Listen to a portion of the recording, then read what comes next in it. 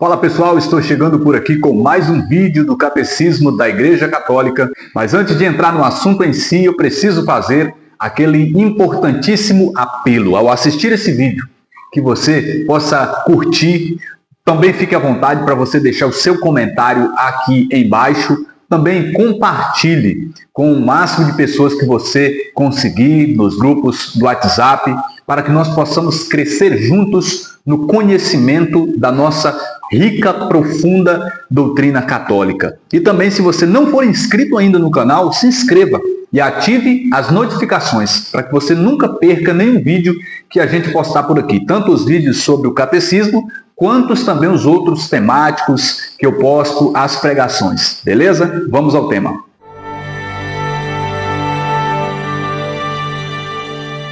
Bom, pessoal, nós iremos começar este vídeo a partir do capítulo 3 do Catecismo, que tem como título A Resposta do Homem a Deus. Nós vimos nas páginas anteriores do Catecismo que Deus é aquele que se revela ao homem. No próprio parágrafo 142, que é o que inicia esse capítulo, diz que Deus fala aos homens como amigos, por sua revelação.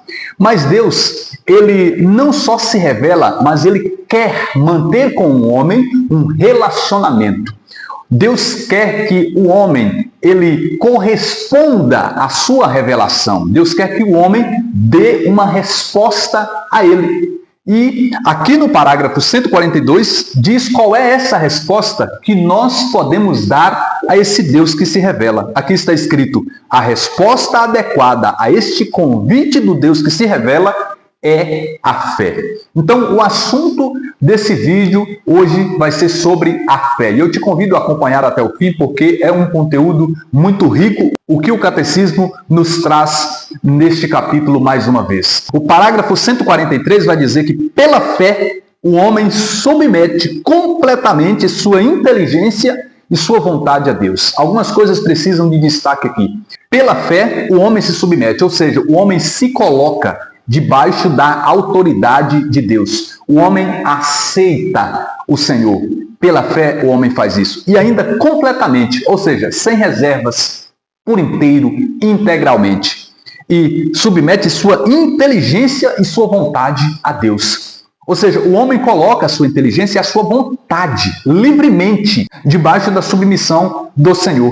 Isso significa que ter fé e exercê-la não é um ato de alienação, loucura ou fanatismo, como muitas pessoas que não têm fé, que não vivem na fé, falam e consideram a respeito dos cristãos. Não, fé não é isso, porque na fé o homem conscientemente submete a sua inteligência e a sua vontade a Deus. E então aqui no parágrafo 143 ainda diz que a Sagrada Escritura denomina obediência da fé. Chama de obediência da fé esta resposta do homem ao Deus que se revela. Quando eu e você damos uma resposta ao Senhor, a Deus, nós estamos praticando a obediência da fé. E então nós partimos para o artigo 1, que tem como título aqui, Eu Creio, e vai falar sobre esta obediência da fé.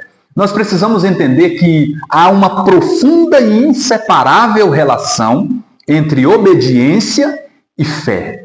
Eu, quando tenho fé, obedeço. Eu, quando obedeço, eu tenho fé. E aqui vai dizer no parágrafo 144 que obedecer na fé significa submeter-se livremente à palavra ouvida. É eu me colocar em submissão ao Senhor depois de eu ter ouvido a sua palavra, de eu ter tido contato com a sua revelação. E então o catecismo, ele vai nos apresentar de modo muito certeiro dois modelos, dois exemplos de personagens bíblicos que praticaram a obediência da fé no seu nível mais profundo. Um exemplo no Antigo Testamento e outro exemplo no Novo Testamento.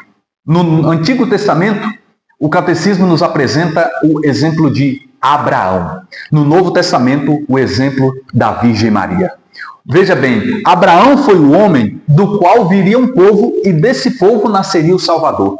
Maria foi a mulher que deu à luz ao Salvador, que veio do povo, que veio de Abraão. Então, esses dois personagens, eles são fantásticos. meus irmãos e irmãs. Ambos, eles não viam claramente à frente, mas disseram sim ao Deus que chamou cada um deles. Nós vemos Abraão, por exemplo, sendo chamado por Deus, e Deus diz a ele: olha, você parte para uma terra que eu te mostrarei. E Abraão, ele vai, mesmo sem ter clareza, mesmo sem ter todas as informações, Abraão parte naquele ato profundo de fé. Lá na frente, Deus pede a ele que sacrifique o seu filho, e Abraão estava disposto a sacrificar. Então, por isso ele é conhecido como o pai da fé. De modo muito parecido, nós vemos a Virgem Maria.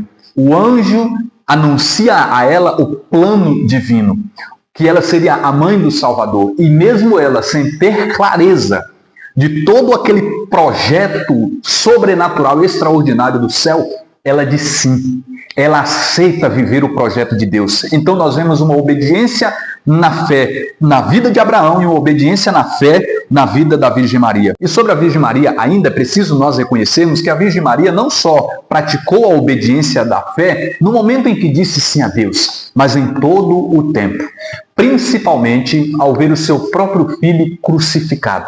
Aqui o parágrafo 149 vai dizer que durante toda a sua vida e até a sua última provação, quando Jesus, seu filho, morreu na cruz, sua fé não vacilou. Olha o exemplo. Maria não deixou de crer no cumprimento da palavra de Deus. Por isso a igreja venera Maria, a realização mais pura da fé. Que lindo, né, gente? Então, o catecismo vai aqui para um novo tópico que tem como título: Sei em quem pus a minha fé, uma declaração do apóstolo Paulo em 2 Timóteo, capítulo 1, versículo de número 12. É preciso nós reconhecermos que a fé é uma adesão, como está escrito aqui no parágrafo 150. A fé é primeiramente uma adesão pessoal do homem a Deus. Adesão, por quê? A palavra fé em grego é pistis, e pistis está diretamente relacionado com adesão, obediência. Com isso, nós concluímos que fé não é isso que muita gente tem como conceito. Ou seja, eu estou completamente emocionado aqui com Deus, eu sinto Deus, enfim, isso é fé. Não, a fé não é mera emoção, a fé não é sentimentalismo. Pois eu e você precisamos permanecer ligados a Deus e obedientes a Ele, mesmo como nós dissemos aqui a respeito da Virgem Maria, quando houver provação, quando não sentirmos Deus, quando não ouvirmos a sua resposta que nós tanto desejamos, quando não virmos os milagres. Então a fé, ela é muito mais do que eu ver a manifestação de Deus, como na maioria das vezes as pessoas têm na sua cabeça. A pessoa recebeu o milagre porque ela tem muito fé. Sim, a pessoa recebe o milagre porque ela tem fé. Mas eu preciso me manter na fé mesmo quando eu não vejo milagres. Mesmo quando aparentemente o agir de Deus não está acontecendo. Porque fé é eu segurar em Deus e eu permanecer com Ele em todo o tempo, assim como Abraão, assim como a Virgem Maria. A fé é muito mais profundo que isso. E a fé deve ser colocada no Senhor. Por isso que o apóstolo Paulo, ele diz aqui, olha só, eu sei em quem eu pus a minha fé, em quem eu creio. Ele não diz, eu sei no que eu creio, em alguma coisa, em alguma outra pessoa. Não, ele diz em quem. E esse quem aqui é o próprio nosso Senhor Jesus Cristo. Em Salmo 39, versículo 5 está escrito: Feliz é o homem que pôs a sua confiança em quem? No Senhor, e não segue os idólatras nem os apóstatas. Salmo 145, versículos 3 e 4 diz assim: Não coloqueis nos poderosos a vossa confiança, são apenas homens nos quais não há salvação.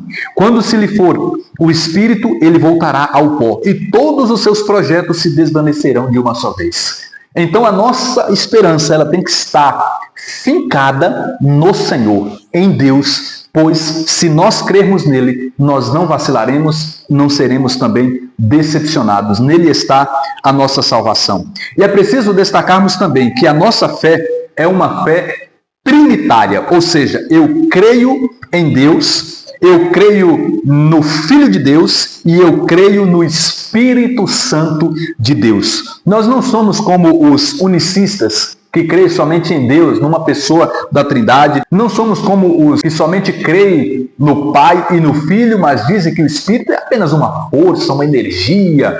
Não, nós cremos no Pai, no Filho e no Espírito Santo. Nós cremos na Trindade. Seguindo adiante, o Catecismo vai falar então sobre as características da fé. E o primeiro ponto a se destacar é que a fé é uma graça, ou seja, é um dom de Deus. Veja aqui, pessoal, que a igreja não prega que nós nos aproximamos de Deus e nos salvamos por esforço próprio. A igreja não prega, porque a graça de Deus é o que nos capacita a nos aproximar de Deus e, consequentemente, nós sermos salvos. Então, a fé é uma graça de Deus. O parágrafo 153, por exemplo, vai citar Pedro como aquele que afirmou que Jesus Cristo era o Filho de Deus vivo. E essa declaração era, na verdade, advinda do próprio Deus. Era uma revelação que Deus havia lhe dado. A fé de Pedro em Jesus como Filho do Deus vivo era uma graça de Deus. E por isso aqui no parágrafo 153 está escrito: a fé é um dom de Deus, uma virtude sobrenatural infundida por Ele. Deus coloca essa capacidade de crer em cada um de nós, porque Deus é aquele que sempre se antecipa. Ele vai dizer em João 15,16, não foi vocês que me escolheram, eu vos escolhi. Primeira carta de João vai dizer, nisso consiste o amor, não em nós termos amado a Ele, mas Ele ter nos amado primeiro e por nós ter se entregado. O primeiro passo sempre vem do Senhor. E aí nós precisamos fazer a nossa parte. É isso que o outro tópico vai dizer. A fé é um ato humano. Por outro lado, Deus exige a nossa correspondência. Deus exige que nós façamos a nossa vez. O parágrafo 154 vai dizer que crer só é possível pela graça e pelos auxílios interiores. Ninguém vai negar isso, do Espírito Santo. Mas não é menos verdade que crer é um ato autenticamente humano. Não contraria nem a liberdade, nem a inteligência do homem confiar em Deus e aderir às verdades a Ele reveladas. Até porque, gente, nós somos chamados a acreditar. Deus nos manda a crer. Ora, se nós não tivéssemos a responsabilidade de crer, por que Deus iria nos chamar a crer? João 14:1, que nós já citamos aqui, por exemplo, Jesus diz, credes em Deus, credes também em mim. Marcos capítulo 5, versículo de número 36, Jesus diz assim, não temas, mas somente crer. Por quê? Porque da outra parte do homem há uma responsabilidade de colocar em prática esta fé que nos é dada.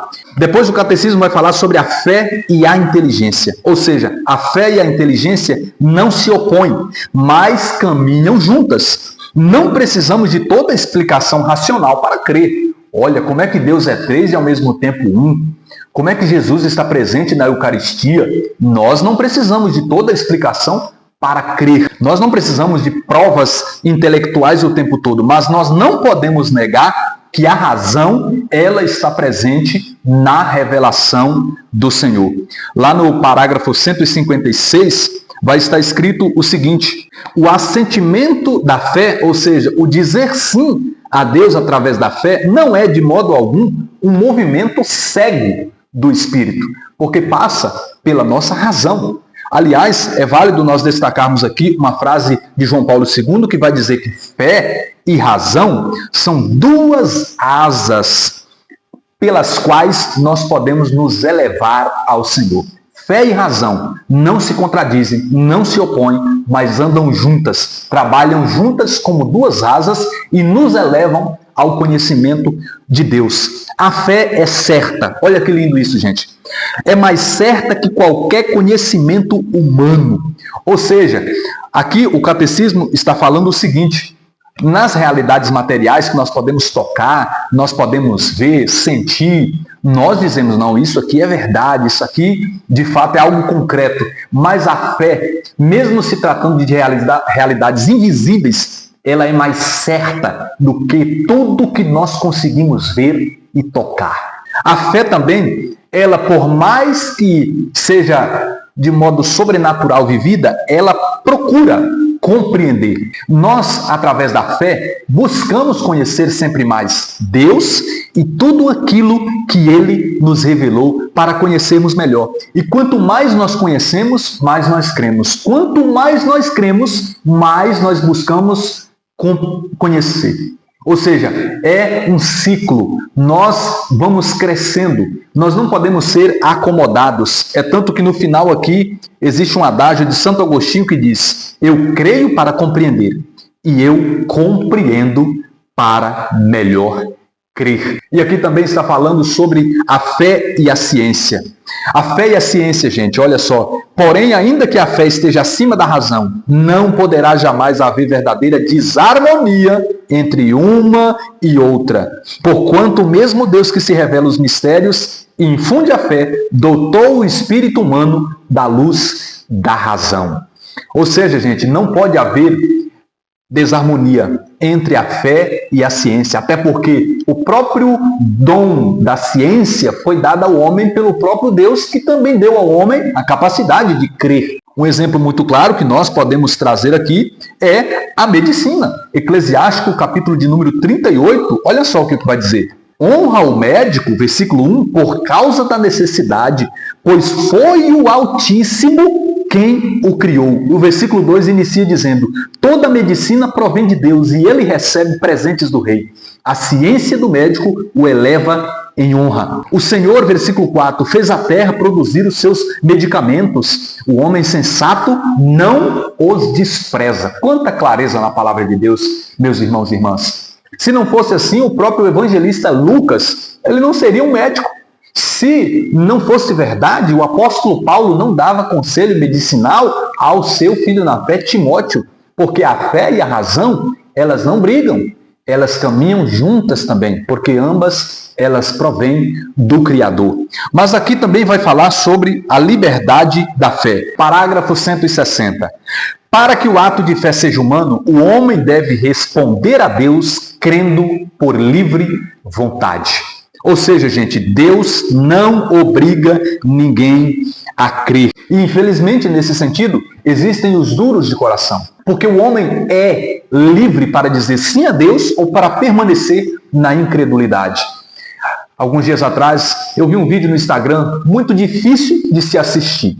Um rapaz saía na rua perguntando às pessoas se elas criam em Jesus Cristo.